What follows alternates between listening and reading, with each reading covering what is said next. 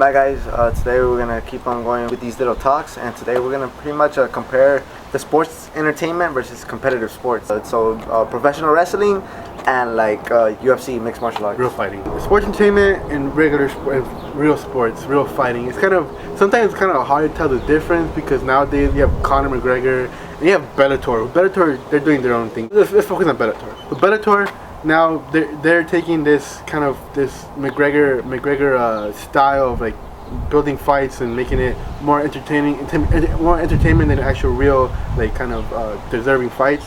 So Bellator, for example, when Tito Ortiz was gonna fight Stephan Bonner, Stephan Bonner and Tito Ortiz met inside the cage, and they had this little skit where they hate each other, and they had this little play about like how I'm gonna beat you up, I'm gonna do this to you, kind of like old school, kind of childish, kind of like unprofessional. And you see this happening a lot in all sports, like in the UFC. You have Conor McGregor, who I believe not started it, but kind of elevated to the next level because he had Chael Sonnen before him. But Conor McGregor kind of really elevated this idea of entertainment to fighting.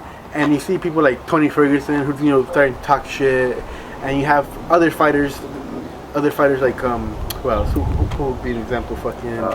Tony Ferguson. You have Jeremy Stevens, Nate Diaz, the Diaz bros. Yeah, usually Jeremy Stevens, for example, who never really talks. He's like, oh, you fucking leprechaun, and it's kind of cringy sometimes because it's obvious that they're trying to sell a fight, and it's just not who they are. And Conor McGregor, that's who he is, or at least he played the character played the character well. The WWE, they're responsible for this because they're obviously a big organization, and for them it's easier to do this because they know who's gonna win. And in the UFC, I believe that it doesn't work all the time. Like Bellator, when they do it, it's obvious that they're faking it and kind of cringy. So they have to get their shit together. When Conor McGregor does it, or Chael Sonnen did it back in the day, because now he's doing it, but now he's kind of like, he's getting old and everything's getting repetitive. Back in the day, Chael Sonnen was a man. He was the shit talker. He fucking, all of Brazil hated him. So for him, he made money off of this. It really is just about selling a story, selling a show. Like the WWE, their whole system goes all around creating, a plot line, a storyline. You got your hero, your baby face, and you got the bad guy, the heel. Like a lot of these organizations that do competitive sports, they're trying to sell you guys almost the same story. Chael Sonnen actually talked about this a couple weeks ago, or a week ago, after the Demetrius Johnson fight. He said that Demetrius Johnson plays the baby face really well. So like for him to be able to sell a fight, he would actually need somebody else, somebody that would be able to take on the villain role, the heel. You create a villain. The villain that either people really want to see or the people want to see lose. So for example, like in boxing, for a long time you had Floyd Mayweather, where he really started to play that money persona was when he fought Oscar. When he came with the sombrero, he came with the chicken named Oscar. He was wearing the Mexican colors.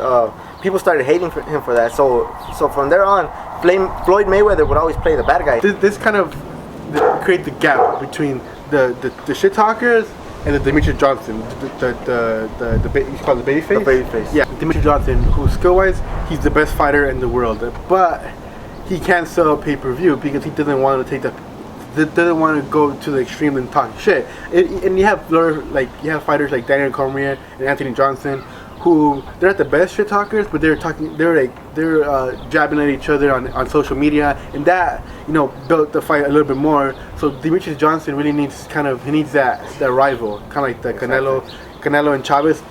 Golden Promotion selling it as a rivalry, the pride of Mexico. So that's story, the pride of Mexico. They need a story, and so when Demetrius Johnson fights some bum from fucking Brazil, there's no story between them because they have no history, and Demetrius Johnson's not gonna talk shit. The other guy can't talk shit either because he's fighting the best fighter in the world. So it's kind of at a stalemate. Every story, every plot needs a hero and a villain.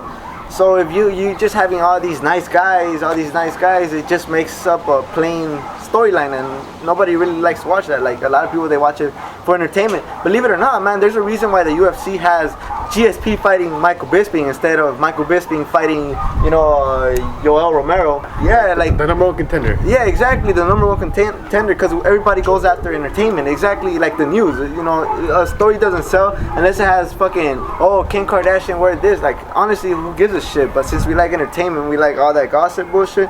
Like that's what sells. And MMA, at the end of the day, besides the sport, is called UFC for a reason. It's a company. It's a business. Yeah. Whatever is more appealing to the fans, or to most fans, because the hardcore fans would probably disagree with me. Those are the fights and the storylines they're gonna try to create. You could keep on arguing that the sport is going to shit, but yet people continue to watch it, and it just keeps on growing. Tell us what you guys think about the UFC turning more into entertainment, about all these interim belts. You get to thinking further that some people are getting shots, some people get detention, other people don't. Yeah, that's it. So yeah, man, that's pretty much it. Hopefully you guys enjoy our video. Thank you guys. Peace.